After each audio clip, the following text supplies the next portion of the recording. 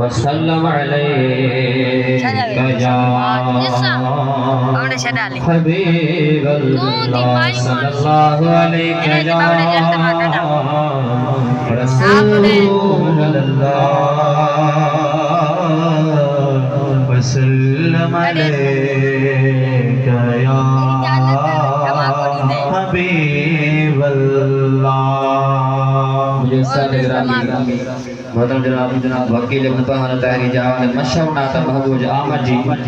शाह फरमाए तो भेरो जो सलवात के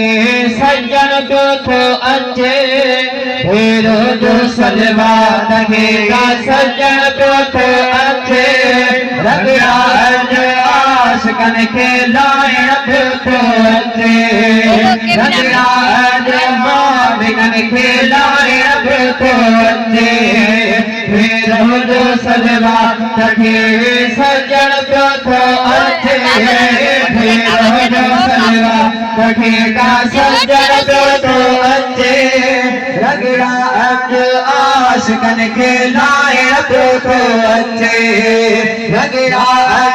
आशिकन के लायक तो अच्छे भेरो जो सलवात के तरफ थियो खास अजो के नेड़न पे आहे तरफ थियो खास अजो के नेड़न पे आहे फिकर कोई नाहे सैनो मदन वेठो आहे फिकर कोई नाहे सैनो मदन वेठो आहे सारा दफ्तर पंहिंजा ठाहिरत तो अच्छे सारा दफ्तर पंहिंजा ठाहिरत तो अच्छे भेरो जो सलवात के सज्जन को तो अच्छे भेरो जो सलवात के सज्जन को तो अच्छे लगिया आशिकन के लायक को अच्छे लगिया काहिरन के लायक तो अच्छे मेरो जो सलवात है नंढा बड़ा प्यार थीगा अदब सार आया नंढा बड़ा प्यार थीगा अदब सार आया नाला बाजा आशिकन देश में लड़ाया नाला बाजा कन देश में लिखराया नाला बाजा कन देश में लिखराया देश आशिकन जे सरफ को अच्छे देश आशिकन जे सरफ को अच्छे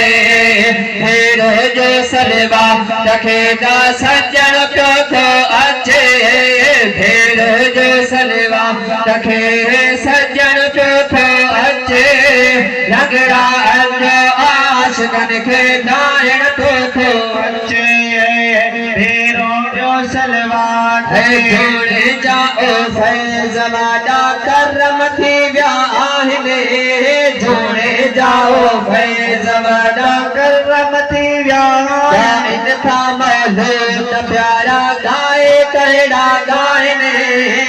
काइन था महलूत प्यारा गाए कड़ा गायने रोड़े ऐसा नजाते करण तो अच्छे रोड़े ऐसा नजाते करण तो अच्छे भेरो सलवात के सज्जन को तो अच्छे भेरो सलवात के सज्जन को तो अच्छे रगड़ा आशिकन के नायक तो अच्छे रगड़ा आशिकन के